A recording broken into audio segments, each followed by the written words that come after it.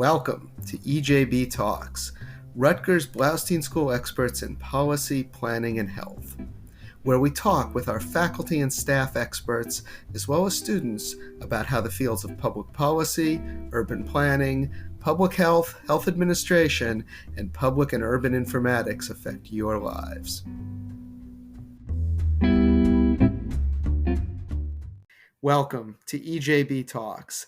I'm Stuart Shapiro, the Associate Dean of the Faculty at the Blaustein School, and the purpose of this podcast is to talk with my colleagues and our alumni about policy planning and health, the interaction between these issues, and how they affect people in New Jersey, the United States, and the world.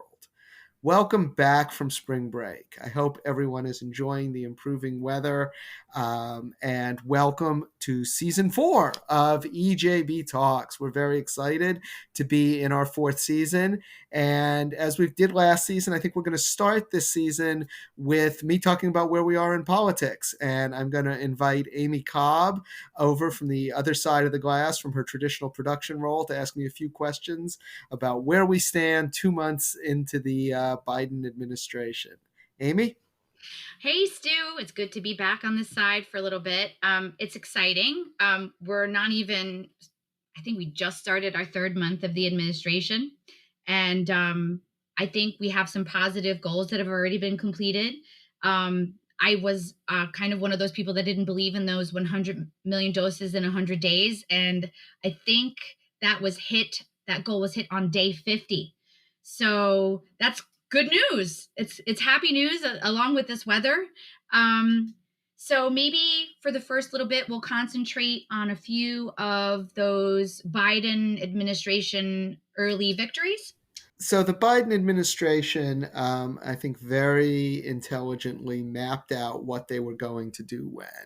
And they realized, first of all, that attacking the pandemic is priority 1 because it is the basis on which improving the economy and everything else rests. And so they put a lot of energy on getting vaccines out. And we are seeing fantastic success. We are doing better than almost anyone in the world outside of Israel and possibly the United Kingdom. And the pace of vaccination is accelerating. I got my first shot last week. I'm very excited about that. It's quite remarkable. And certainly, I think by early summer, we will have shots in arms for almost anyone who wants one. Now, another component to the Biden success is, you mentioned the 100 million, the 100 million shots in 100 days. He strategically underpromised, right? I think everybody knew that 100 million shots in 100 days was probably a low ball in terms of the guess. But now he can say, look, we're moving twice as fast. Smart. As I suppose. Yeah, exactly. As opposed to a certain ex-president who always overpromised and never accomplished what he said he was going to. So Biden really, I think, did an excellent job in strategically doing that. And then he focused on the rescue plan in Congress because he also realized he had momentum from the election. He had a Senate majority, albeit a bare one. And he could use reconciliation to get $1.9 trillion into the pockets of the Americans that largely, by and large, most needed. It really is a remarkable bill that passed, and I think we will be seeing the effects of it for a long time to come. Some of the programs are temporary, and the long-term evaluation of them will depend on whether or not they can be made permanent, particularly the child tax credit. But it really is quite an accomplishment. So I think Biden administration has succeeded beyond most people's expectations in these first 2 months. I think I had one question that I was curious about. Of course, the American Rescue Plan specifically, we all talk about those direct payments and rental assistance and basic small business assistance, which are all desperately needed right now. But you brought up the long-term impacts. And I was curious if you could give a little bit more history and information on the child tax credits and what those could possibly mean going forward. So there's been a lot of talk the past 5 years about things like a universal basic income, about just getting cash in the pockets of people who need cash. And this bill, more than anything since early in the Great Society, does that. It does it for only a year. I mean, the program is a year long, and then a lot will have to depend on whether or not it can be made permanent. I think if it's going to be made permanent, probably it's going to have to adopt some of the ideas that Senator Romney has proposed, because it will need to get a little more bipartisan support in order to get through the Senate. But the fact that Romney was out there with his proposal is, I think, encouraging. I mean, right now it is a tax credit. It's a tax credit to anyone with kids, and it lasts for a year. It's essentially I don't even remember the dollar amount, so I'm not going to say it and get I it want to say like wrong. 300 or 400 if I remember A correctly, month, but it was yeah, something like I that. think Yes. that's right, and that's a huge difference for a lot of people. And there are a lot of details to be worked out. Does everyone get it? Do we income? Do we phase it out by income? What about families without kids? And all these other questions need to be answered by all means. But the fact that we're doing something like this is an expansion of the power of the purse, unlike any we've seen in a long time. I would rate it behind the Affordable Care Act right now in long-term impact, because the Affordable Care Act was obviously permanent.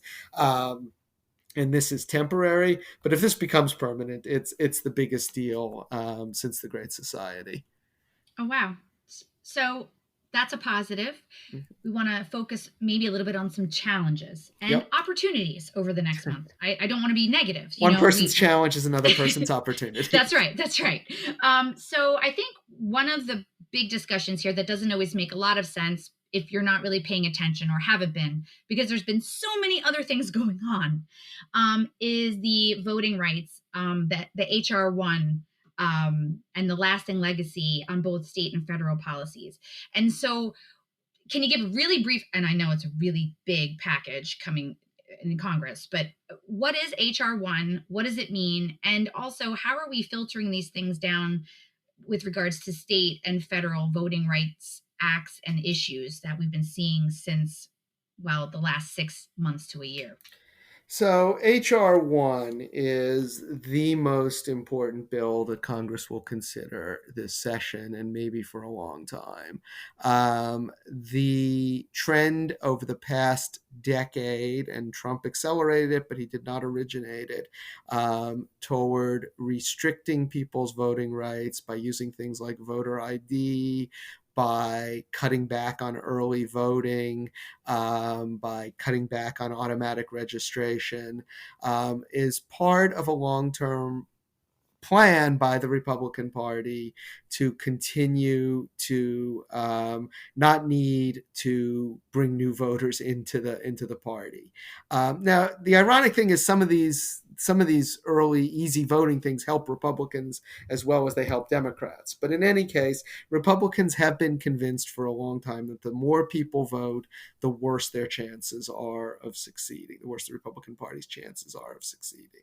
And I think that has some merit, not as much as some people fear or argue. And in a democracy, voting is fundamental, right? There is nothing more important than voting. It's why the Voting Rights Act in 1965 was the necessary culmination of the legislative pieces of the civil rights movement. And it is why, after the Civil War amendments, that the South reacted by making it hard for people to vote, despite it being unconstitutional to do so.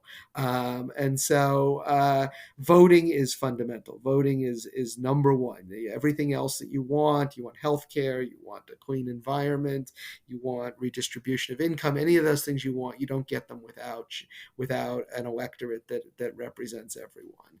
And so HR1 is an attempt to arrest this trend of restricting people's voting rights that the states have pushed forward. It is there's a lot in it. Most of it is just making difficult or making illegal some of the things that states have tried to do to restrict voting. There's also campaign finance stuff in there. I wouldn't dwell too much on that because I don't expect it to hold up in the courts, particularly with the courts as they're currently constituted. But even the pieces of it that eliminate the barriers to voting by themselves are so important that nothing else matters as much in this Congress. So I think something that keeps coming up with regards to the Voting Rights Act, HR 1, I keep hearing about the filibuster, that congressional Democrats want to change or get rid of the filibuster. I know the Biden administration hasn't taken as strong a stance. I know they're a little worried about completely saying, let's rid ourselves of the filibuster. So they think the Biden administration said something about only the talking filibuster, but and then of course McConnell and his promise of a scorched earth response from congressional Republicans if something changes with the filibuster. Can you give a little bit of quick background and why this is all coming with regards to HR 1? So HR 1 will not get 60 votes in the Senate. It's that simple. There's no way you're going to find 10 Republicans. If you find two, I will be pleasantly surprised. That raises the question of anyone who can do simple math. Why do we need 60 votes? There are 100 senators, 50 is a majority, 50 plus Kamala Harris is a majority. Well, the reason, of course, is the filibuster. For anyone who's seen Mr. Smith Goes to Washington, you hear the filibuster and you think of some idealistic person standing up and holding the floor and reading from the phone book, reading from the Bible. Or Leslie Knope, Stu. I think or of Leslie Knope. That's right, in Parks and Rec. Absolutely. And so that's your image of the filibuster. Well, several decades ago, first of all, during most of its history, the filibuster was not used for heroic purposes. It was used by people like Strom Thurmond to stop civil rights legislation from advancing. So several decades ago, the leaders of both parties came to an agreement, which was that we no longer needed to have people stand up and filibuster. You just would we would just require 60 votes to close debate. And if it didn't get 60 votes, we would move on.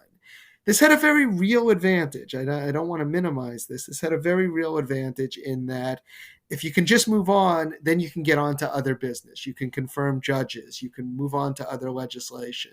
You're not stuck with someone filibustering for days, weeks on end, eating up valuable time on the Senate calendar.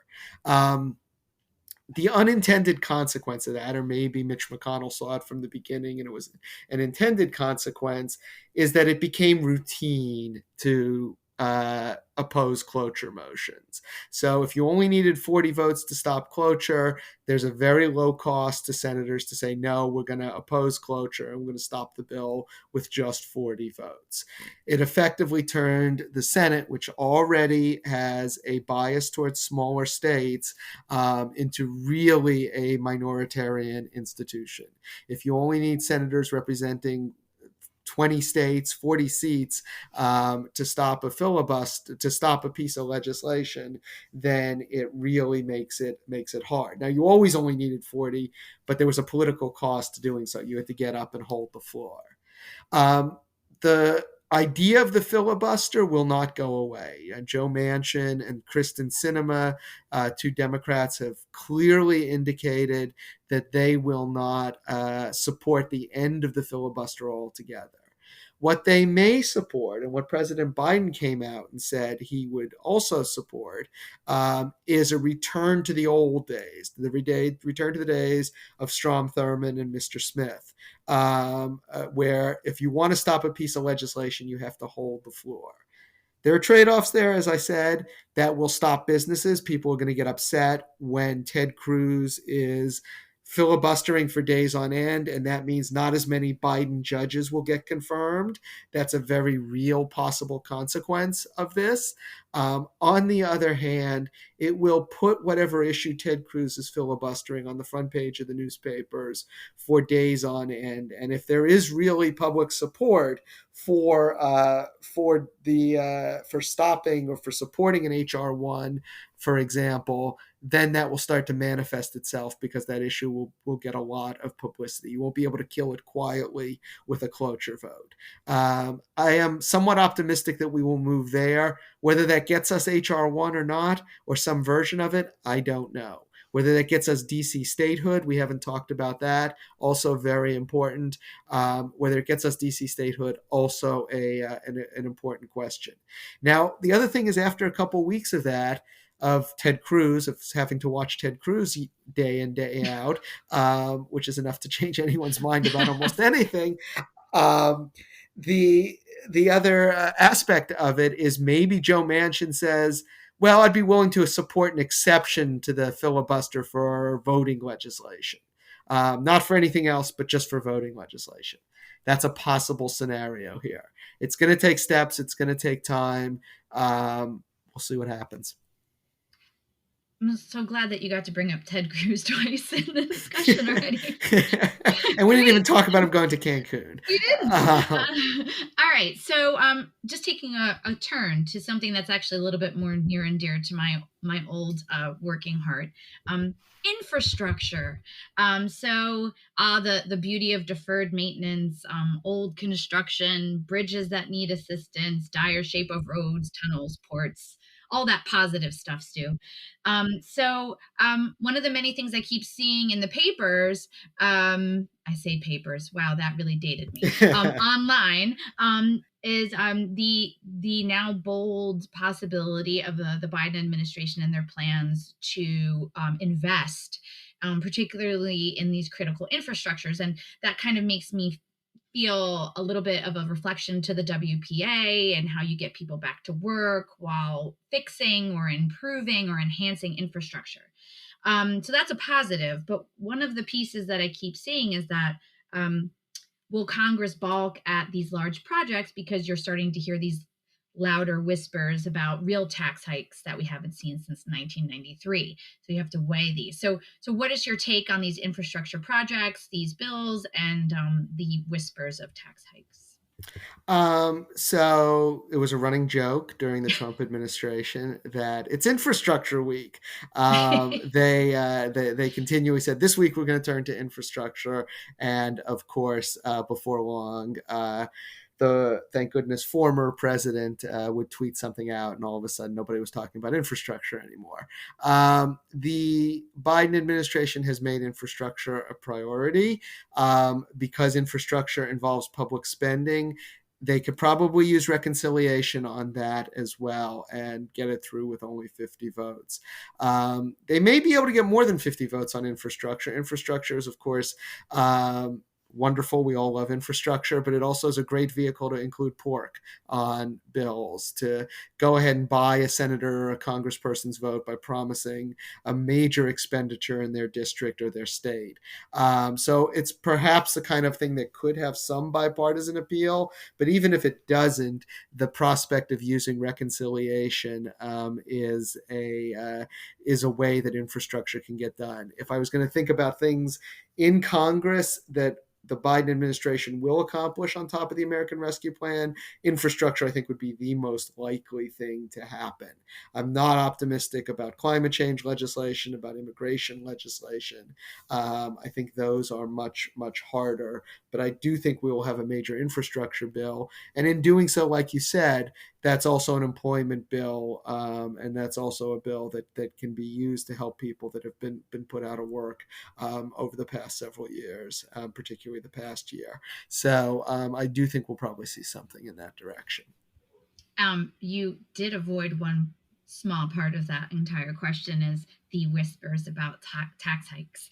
Well, and again, that whether or not the Democrats want to do that, it'll be interesting because you'll have a choice of, if you put tax hikes in there, you have to go the reconciliation route, Right. because you won't get Republican votes, or you won't get more than one or two at most. If you don't put tax hikes in there, you might be able to get the 60 votes and claim it's a bipartisan agreement. They're going to have to very carefully take the temperature of Republicans and see and make a decision, and of Joe Manchin, the most powerful man in America after the Uh, president, um, yes, exactly. and make a decision about which of those two routes they want to take. So you never know who's going to become the most powerful when they're sitting in the Senate. It's That's never who you think it's going to be, is it? That's right. All right, so we're going to end on, I know, your favorite subject, regulation. What has happened in the first few months of Biden's administration that has been slowed down by the previous administration's policies? It's like I don't want to say his name, like Voldemort. And what are you looking forward to over the course of the next few months that gives you hope with regards to regulation and regulation in the future? So, yeah, regulation is the area I study and actually have made my living on, and rarely talk about on these podcasts because there's always Trump to talk about, or Voldemort, as you said, he who shall not be named. Renamed. And so, the in a sense, and this is not, again, not just Trump, but he made it much worse, gave people the impression that the president can snap his or her fingers, and all of a sudden regulations will change. The result of Trump doing that was that many of his attempts to change regulation didn't work. They were thrown out by courts because they tried to do them too quickly. They did them in a very sloppy manner. The court said you didn't do the analysis you needed to do. You didn't engage the public the way you're supposed to engage it. Go back to go. Don't collect $200. And so the Biden administration won't make those mistakes, right? The Biden administration is largely going to be made up of professionals who do this, who did this under the Obama administration, who are very talented lawyers, and people who study the regulatory process. They'll follow the right steps. The trade-off of that, it means it's not going to happen quickly. Now, in areas where the Trump administration screwed up and their deregulatory initiatives were thrown out by courts, then great. The Biden administration gets to start with a clean slate, or maybe even can just put back in place the Obama regulations. In areas where the Trump administration was either lucky or did do a more competent job, it will take the Biden administration several years to reverse some of the things Trump did. That's true in immigration. That's true in climate change. That's true in any of those areas where we won't see Congress acting because of the factors we talked about before. And so instead, we're limited to the options that the executive branch has for dealing with these problems. And so it's going to take time in many of these things because we want to get it right. We want to follow the law. The hope is that it doesn't take so much time that the Biden initiatives are at risk if he loses in 4 years or such. So they have to balance. They have to move quickly so that they can defend their actions in court by 2025, but they can't move so quickly that those actions are very hard to defend. It's a very fine line, but they have very talented people working on it. No, exciting that there's professionals that understand Yeah, well, regulation. what a concept! Professionals that understand governance is just is a step change that really everyone should appreciate. I definitely do. Stu, it was good to visit you on this side of the glass. This was great, and thanks for having me on. Excellent. Well, thank you for doing an outstanding job asking the questions. Thanks to Karen Olson as well for her role in production and publicity. We will be back next week with another episode of EJB Talks where I'll be asking the questions and someone else will be giving the answers. Until then, stay safe.